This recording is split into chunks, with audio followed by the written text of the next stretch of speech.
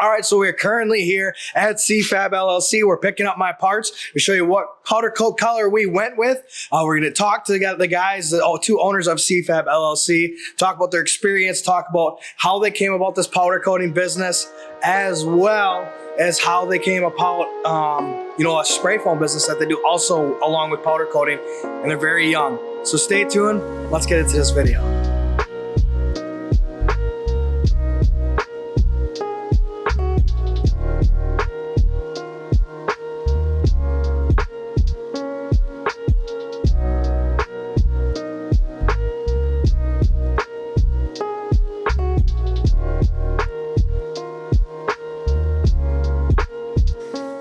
All right, so I'm here with Caleb from CFab LLC. Excuse my voice. I have a cold, and you guys know that from the last video. Alex is here as well. He's in the background right now, so he might chime in every now and then. We're going to specifically talk about today, basically the powder coating process on the Illusion Blueberry is what I decided to go with that you'll see here in the videos. I decided to go with that because I think it'll contrast a lot better with the gloss black and what we plan on painting the truck in the future. Come next year. So basically going to talk about, the process of powder coating. When you get a brand new part, where do you start as soon as, so say somebody already has a part that's either rusty or has powder coat on it. What do you guys do from the start to get it to this booth right here, which is your coating booth? So yeah, I guess the process is a little bit different when you get a brand new part versus when you get a used one. And then it's also different if it's rusty or if it's like painted too, or the different kinds of paints and coatings. And then plated stuff is also different. So to start off with a brand new part, basically it comes in and we don't have to strip anything like that. It's brand new. So I'll lay it on the blast table. We'll get an etch on it because with powder coating, the parts have to have an etching on them, otherwise the powder coating won't stick. A lot of stuff like your lawnmowers, the deck blade or the decks on your lawnmowers, those are not sandblasted, and that's why stuff actually chips off those. So you're talking like if you get a brand new part that has no coating on it, it's just like raw steel? Yep, raw steel. So if that's what you can tell, a lot of the big factories, what they'll do is they'll just send it through like a chemical etching, which it's all right. Some are better than others, but a lot of times they'll send it through a chemical etcher and it won't get a very good etch. And then that's what happens when your powder coating flakes off after like a year or two. If you sandblast it, it'll etch the metal really nice, and that'll give the coating really something to grab onto and hang onto. And then it makes the coating a lot stronger. So that's what we start. We start off sandblasting it, and then it'll get that etch, bring it over to here, and then or we'll hang it up on that rack up there, and we'll air wand it to make sure the dust is off it. We'll kind of like clean them up because the dust particles and the little like sand particles will actually show up in the finish. So we have to make sure that it's clean again after it is etched. And then after it's air wanded up there and cleaned off and inspected to make sure everything's got sandblasted, then it comes to here, we hang it, and we hang it in a way that these hooks don't actually touch the part in multiple spots. If the hook is touching, like if there's a steel plate and this hook is touching here, that'll actually be a bare spot. So if it's touching like this, so we got this, and it touches the part touches this, that'll actually have a bare spot. You either have to redo it, or some customers are okay with rattle bombing it, and then other customers need it redone, like you guys. Anyone who has trucks, stuff like that, that would be a total redo of the part. So say a part is like, say somebody brings in a wheel and it's like painted, kind of rusty. Where do you do from that? Do you have something? How do you get that coating off of there? Do you just take it straight in your sandblasting booth, or? Yeah, sometimes. So if it's rusty, yes, we'll just blast it. But if it's a part that's like nice and it's painted still and it's not super rusty, what we'll do is we have a strip tank. It's called green solve. Drop it into the 85-gallon drum, and then we'll leave it in there. It's supposed to be for 2 hours. You're supposed to leave it in for, but if it's powder coating or a really like strong coating, we actually leave it in overnight. And that thing's got like a heater on it too that uses, what temperature does it have to be at? And does it need to be at? Yeah, so it does have to, there's an electric heating fan that goes around it, and it'll actually, I think the recommended temperature is between 130 and like 180. We keep it around like 150. Now, the Illusion Blueberry that I picked, that's kind of a different coating process, right? You coat it with the initial coat that we did here, and then you put it in the oven. You know, what is that process after with the illusion? Why is the illusion different? What do you have to do for that process? So yeah, so everything, so there's like groups of powder coating, and this one's the illusion group. There's hundreds of illusion colors that you can get, but all the illusion, it's basically saying that it's like a code saying that it needs a clear coat. What you'll do is you'll bring it in, once it gets here, we'll coat it, and then you gotta cook it, and then it won't actually be the finished product. You have to actually clear coat it, and then that's when it gets its, its finished color, basically. So without the clear coat, it will not actually. Do you put that clear coat on after, or? Yeah, so you put the base.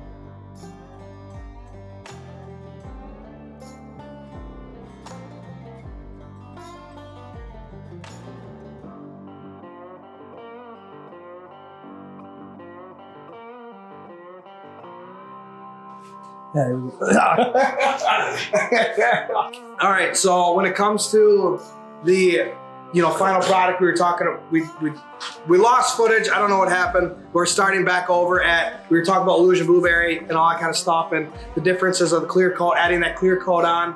I wanted to ask you again that we did just recently ask that you missed on this recent footage. With the oven temperature, do you have to run that oven, get it up to temperature first? Or can you, get the parts in there and then bring it up to temp? It's either way. If you're a high production shop, you'll bring the oven up to temperature first. You'll bring the oven up, and then you put your parts in, and it just shortens your cook times a little bit.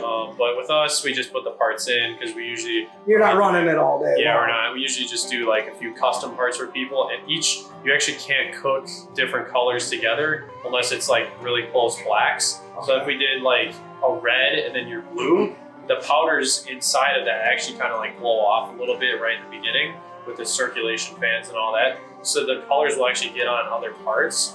So when we're doing custom work like this for customers, like you want certain colors and only a couple parts, we'll only have a few parts in there, and we have to do one at a time. So we just basically take the parts, throw them in there, and then bring it up. And then usually we only have like an order or two a day. So usually it's throw it in there, bring it up. But if we do multiple cooks in a day for one of our industrial clients, it will be, keep rolling it. Get it in as quick as you can and get it out, because the less time you'll have to actually run it. And with the illusion, so you'll keep the oven on because you got to do that clear coat, right? So we have the illusion, we have the parts in there in the illusion blueberry right now, and then you'll run the oven, you'll take it out, get the clear coat on, and then you put it back in. You'll keep the oven going, or will you shut that oven off? I guess we usually just shut it off. Because there's nothing in there, you don't really have to get. Yeah, and we gotta walk in and out of there. Eventually we're gonna have the roller system, so we probably actually could close it up and stuff, but. Yeah, because you guys wanna take, almost kind of get rid of this and just have one big system where you can slide it on I-beams and go across from one section to the other. Eventually, but right now we would have to walk into the oven at like 300 degrees, so we actually kind of let it cool off a little bit. And the steel, once the steel of the oven actually warms up, it kicks out heat too, so that'll actually help shorten the time. So once the whole oven gets brought up to temperature once, the cook times get shorter. Yeah. Just because the steel's hot then, and less heat needs to go into it to make everything 300 degrees again, or 400 or whatever it is. So when you guys are doing a two-step process where you have that first initial coat, then you have to do that clear coat. Do the parts have to get down to temperature, like the parts that are here? Do they have to come back down to a regular room temperature, or can you just coat that clear on right away once it gets out of the oven? That's part to part, color to color. So it all depends based on the color. Yeah, it depends on colors. A lot of times, especially with illusion colors, you gotta let them cool down a little bit, then coat them again and throw them in. But you guys have done illusion before, though, right? Yeah, because you showed me those. Yeah, we get illusion. The illusion colors are bright, they pop, so they're popular with customers. They are more expensive though, because it's almost like 25% more work. Right. So with multiple coats, the price has to go up, unfortunately. But Those are usually to be expected. Yeah. You can't expect. Yeah. You can't expect a flat black to be the same price as like yeah. a Royal Illusion purple or some shit like that. So it's and then the bright colors you also they're not UV stable. So if you're gonna put them on your vehicles and stuff like that, you will need a clear coat. Otherwise, they do fade over time, which sucks because then you pay for a really nice powder coating with a color that pops, and you got a faded, you know, rim or whatever it is after a year, or salt gets after it or something, and that's customers don't like that. So can you put a clear on other coatings? It's not just Illusion. Can you add a clear to almost anything? Or? Yes, there's actually different kind of clears. You can get like a matte clear. You can. The one that we use is called Clear Vision from Prismatic Powders. Some of them, there's like acrylic ones. There's polyester clears. There's all sorts of different clears that do different things.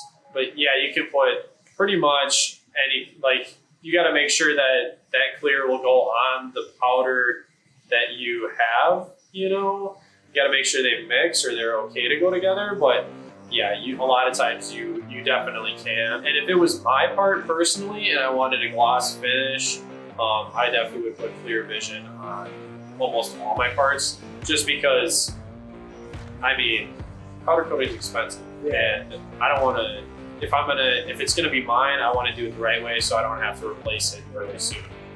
So this video is basically designed around the process of my Illusion Blueberry parts. Yeah, Alex is bringing over a full-blown wheel right now. Let's take a look at that. So this is Illusion Root Beer. Okay. So this is a lot of these colors are really bright, they're really shiny, and this is one of them that we did. This is Illusion Root. Yep, Illusion Root Beer. Oh wow, yeah, look at that. So these are really shiny. Yeah. You got that sparkle in there, but what's crazy is when you have the sparkle in the videos, and you guys can see that, is you don't have that much spark. Like there's sparkle in here, but you would think that when you see it on when you're applying it, that you would think it's like, oh my god, it's gonna look like a freaking disco ball, but it's not.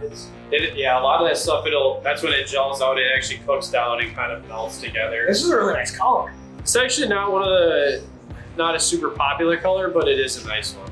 It's a very special vehicle to put that on. Yeah, you could. Did you guys do that just to do that? Or? Yeah, so there's a big car show, the Iola car show, that we'll bring stuff like that there, just to show people kind of what we can do, samples, and say like, here's the colors. Because a lot of these companies, like the powder companies, will give you color swatches. Yeah, they're just little swatches. But I ordered from Prismatic little swatches, and it came in the freaking mail. I'm like, what the hell is this? I can't fake, you know. Yeah. If you're gonna at least give me a bigger swatch. Yeah. You know? So that's what we're probably gonna do, like really thin gauge steel ones of like a bunch of different colors eventually. But that's why we like a couple of show parts, you know, like that one, just to say like, here's what it'll actually look like. You can order it from Prismatic, can't you? Like maybe. I think so. You might be. I guess I don't know. The ones that I'm aware of are only like the 1x3 little color swatches. That's what I got. It's like freaking that wide, and it was like that long. It was pretty disappointing, I'm not gonna lie. Yeah, so that's why we like to show customers stuff like that. Right. It's you know, better marketing, I guess. And then you can actually get an idea of what your color is going to look like on a part like that. And we maybe should have picked a more popular color to put on there, but I think it looks good. Yeah, I mean, it's a nice color. It's just all right. But like I said, this video is designed around the powder coating process. Excuse my voice. Hold on, let me get it. What we do to hook rims. So those things we'll use and it'll cinch around the inside of the rim where that tire goes. Yeah. That's where that mark is on that wheel. Oh, so we'll cinch around there so that we don't have any markings on the inside of the rim where it's going to show, and that's not going to affect the rusting either because the tire just protects that. Yeah. That's just, you know, a video that talks about the process of my Illusion Blueberry parts, my traction bars that I got. What is that shiny? You see that? Oh, that's my eye. You see that tracker thing? Yeah. What the hell is that? Nice. Anyways, this is, you know, just to talk about someone who does this a lot, about the process of powder coating, how they do it. Every shop, you guys, is going to be different. Just let that be known. Everyone has different processes. They do what works for them. Excuse me. What's really cool about this setup is you guys have really just made it work and you're successful in making it work and you want to grow, which stay tuned for the next video, guys. We're going to talk about with them the process of how they got this, what they did prior, and you know what they do now. They also are part of a spray foam business on top of this powder coating. You're what? How old are you now? 21. 21 years old. Alex, how old are you?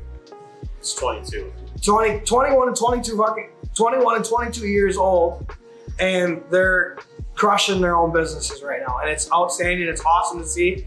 I know Caleb from my prior work. I met Alex through Caleb, obviously, and like I said, this video is just based off the process of how my parts got powder coated. You guys, I hope you enjoyed this video. I hope you enjoyed, you know, being educated on the process. I do enjoy making these types of videos for you guys. I know sometimes it can be a little boring, but a lot of people out there want to be educated on the process of how things work, and I'm one of those people. So as long as I want to know, I want to let you guys know, and that's why we do these types of videos. I think everybody likes to talk about business, about how things are made, kind of like, you know, that show how it's made. And especially when you have a small shop like this, and you really understand that anybody can do this. You can, if you have the ambition, you want to start your own business, you want to do your own thing, you can do it. You just got to get up and go to work every day to do it. So, yeah. Like I said, I hope you guys enjoyed this video. Stay tuned, like I said, for the next video where we talk about the whole process of not just powder coating, but the whole process of the business side of things. And you guys have yourselves a good. It was appreciated. I thank you for your time. Yeah. Thank you for your time, Alex. I really do. And like I said, we'll see you guys in the next video. All right, so here's the final product of today's video. The traction bars, the Kryptonite Death Grip traction bars, which I'll link below the video below when I installed these.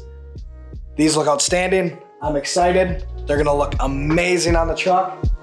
So let's stay tuned until we get these things installed.